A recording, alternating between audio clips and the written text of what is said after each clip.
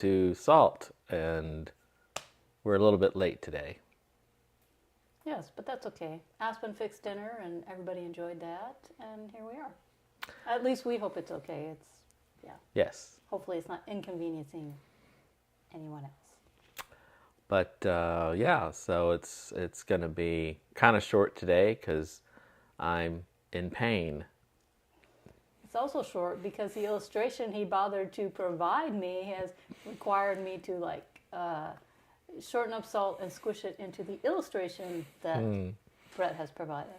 Yes, I'm so useful that way. Well, it was probably Monday, I think. I told Brett, I was like, well, you know what? I've got salt all done. And so I'm just counting on you to provide the illustration. Which I believe we got down to the wire and I hadn't come up with anything. And so at the last minute, Miranda was like, we need something. And she pushed me. It's not true. Pushed, I tell you. From behind.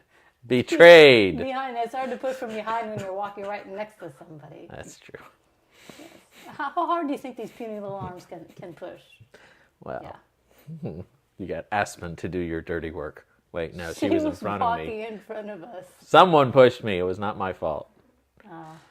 Well, go ahead and get into it so people know what we're talking about. Okay, well, after I told Brett that, a couple days later, actually Aspen provided us what I thought was probably going to be our illustration for the week. She'd taken the old car and driven it over to a friend's, pick her up, and bring her back. And in the process of bringing her back, somehow or other the brakes quit working, as well as she could no longer accelerate either. And the car, it just sort of drifted back into a spot off the road, which was rather convenient. That it didn't go out into traffic on a main road, and it also didn't drift back into a creek bed. That's true. A relatively deep one. So that was a good thing, and I thought, well, I'll have to try to make salt work with that. But turns out, like Brett said, a last minute thing, he decided to go ahead and provide the illustration for this week.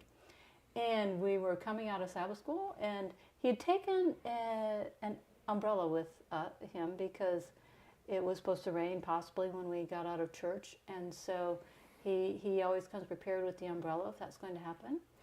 And when you come out of our Sabbath school, there's a full flight of stairs that you need to go down. And so we were going down the stairs, and I don't know, there was probably about 5-6 stairs left. He went a ways, and he says the umbrella started slipping out of his hand, and after that he's not quite sure how it happened, but he ended up on his knees sliding down the rest of the stairs.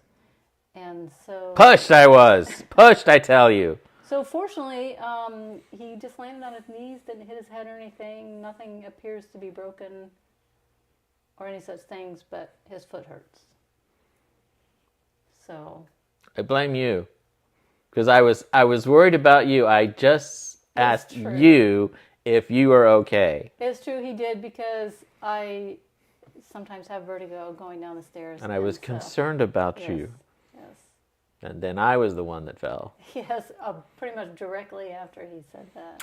Yes, I didn't feel that bad to me, but Aspen tells me it was quite spectacular, the scene. It was spectacular, all right. Yeah, because it wasn't just 1 or 2 steps. It was at least 5. Wow. Yeah. I do wish I'd had video of that. I would like to have seen myself. Yes, right. Can you just whip out the phone and, hey, can you hold on just a second? Let's get that. Oh, do you mind going back and doing that again? Yeah.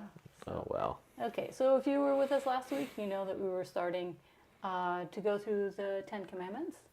And we covered 1 and 2 last week, but in order to make this work with Brett's illustration, we have currently skipping number 3 and going to go with number 4, which is to refresh your memory. Remember the Sabbath day to keep it holy. 6 days shalt thou labor and do all thy work. But the 7th day is the Sabbath of the Lord thy God. In it thou shalt not do any work. Thou, nor thy son, nor thy daughter, nor thy manservant, nor thy maidservant, nor thy cattle, nor thy stranger that is within thy gates. For in 6 days the Lord made heaven and earth, the heavens and the earth, and he rested on the 7th day, and he rested on the 7th day, and he made it holy, and he blessed it. So, by the way, I had to memorize the Ten Commandments when I was in fourth grade. Oh. Did you do that as well? Mm-hmm. Yeah. Yeah. So it sticks with you. That just stays. Yeah. So that's a good thing. But they made us, like back then, you had to memorize the King James Version, made it harder. Yeah, I mean, I presume I just naturally, by default, memorized the King James Version. Yeah. That was the only acceptable Bible when I was in grade school because it's the one Jesus used, and so we had to use it. That's how it felt. Yes, yes, for sure. So basically, not only does God say, remember the Sabbath day, he also reminds them that he created everything. The sky, the earth, the sea, and everything that was in them, the plants, the animals, the fish, the sun, the moon, the stars, and such like that, right? Okay, so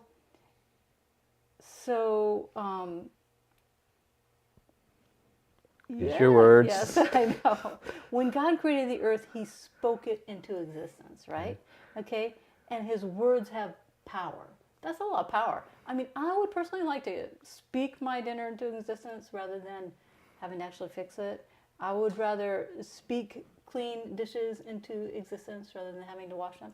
On the other hand, I'm thankful that I have food in my fridge that I can fix. And that I can wash the dishes because some people can't wash their dishes and such. And so for that, I am thankful. But how great it would be to have that kind of power to speak something like that into existence. And so he speaks the words that tells us to rest on the seventh day, the day that he made holy. So think of the power that must be in those words where he tells us to rest on the seventh day. So going back to the illustration that we used, we cannot predict the future. We can make plans, but even with the best of intentions, a lot of times it turns into nothing but a bit of hot air that came and went, right? So in the meantime, we can trust the words of God. They have power, they have truth, and they are pure love spoken to us. Because the Ten Commandments, of course, is a representation of God's character, and that is his love.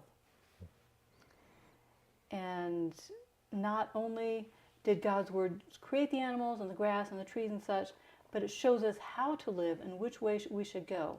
Psalm 119, 105, thy word is a lamp unto my feet and a light unto my path. And the fourth commandment tells us to rest on the seventh day. Well, there you have it. Yeah, so it was number 4. So I guess next week we'll go back to number 3 or something. We might very well do that. Okay, cool. Well, like I said, we're keeping it short today because I need to go take another Tylenol or whatever it is you take for foot pain. And, hopefully we'll be back next week and I won't be on crutches. Who knows? We'll see what other illustrations I'm able to come up with from my life. So, Yes. hope you had a good Sabbath. Have a